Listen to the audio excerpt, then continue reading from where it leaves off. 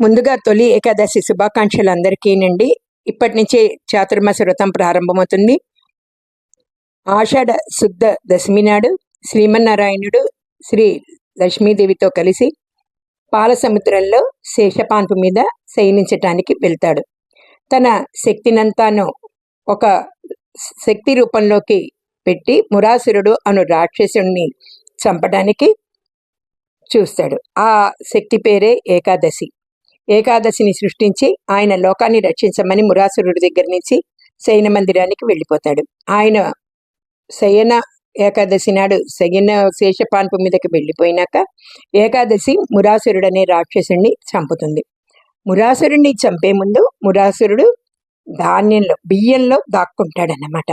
ఆయన్ని ఎలాగైనా పట్టుకుని ఏకాదశి ఆ ధాన్యంలో దాక్కున్న మురాసురుడిని చంపింది కాబట్టి తొలి ఏకాదశి నాడు వరితో చేసిన పదార్థాలు ఏమీ తినకూడదని మొక్కజొన్నతోటి పేలాలు లాగా చేసి పేలపిండిని నైవేద్యంగా పెడతారు. ఇది ఏకాదశి. ముందుగా తొలి ఏకాదశి ప్రాముఖ్యత అండి. ఇది పురాణాలలో అనేక రకాలుగా చెప్పుకున్నారు. మురాసురుడిని సంహరించాక ఏకాదశి శ్రీమన్నారాయణని అడుగుతుంది, నాకు మీరు ఇచ్చిన వరాంతో నేను అతన్ని చంపేశాను. నేను లోక కళ్యాణం కోసం చేసిన ఈ పనికి ఎలాగూ అంటేను ఏకాదశి నాడు పేలాల పిండిని నైవేద్యం పెట్టి తొలి ఏకాదశి నాడు భక్తులు మోక్షం పొందుతారు అని చెప్తాడు. చెప్పేటప్పటికి ఏకాదశి సంతోషపడి శ్రీమన్నారాయణుడికి నమస్కరించి వెళ్తుంది. ఈ తొలి ఏకాదశిని శయన ఏకాదశి అంటారు. మనకి ఏకాదశి నాడు చాలామంది ఉపవాసాలు ఉంటారు.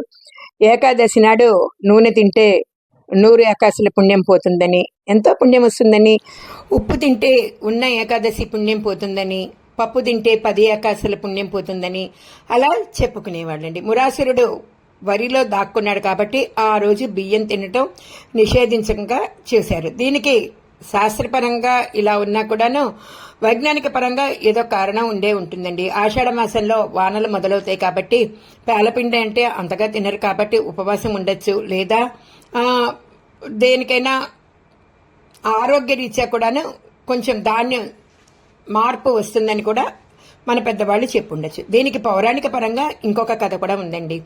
ఆషాఢ శుద్ధ దశమి ఏకాదశి నుంచి తొలి ఏకాదశి, అదే శయన ఏకాదశి నుంచి 4 మాసాలు శ్రావణం, భాద్రపదం, ఆశ్వీజం, కార్తీక ఏకాదశి వరకు చాతుర్మాస వ్రతమని చతుర్వర్ణాల వారు చేస్తారండి. స్త్రీలు పురుషులు ఎవరైనా చేయవచ్చు. వృద్ధులు, అనారోగ్యవంతులు, పిల్లలు మినహాయింపు. ఇది స్కాంద పురాణంలో చెప్పబడింది.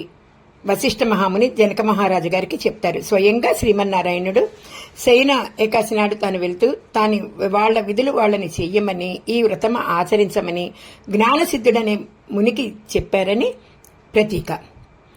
ఏది ఏమైనా కూడాను తొలి ఏకాదశి నాడు సామాన్యంగా ఇప్పటికీ కూడాను మనం పేలపిండి చేసి ఆ మహావిష్ణువుకి నైవేద్యం పెట్టి, ఏకాదశి ఆవిడ మురాసురుడనే రాక్షసుడిని చంపింది కాబట్టి ఆవిడ్ని తలుచుకుంటూ మనం ఈ పండుగని చేసుకుంటామన్నమాట. సర్వేజన సుఖినో భవంతు. జై శ్రీమన్నారాయణ.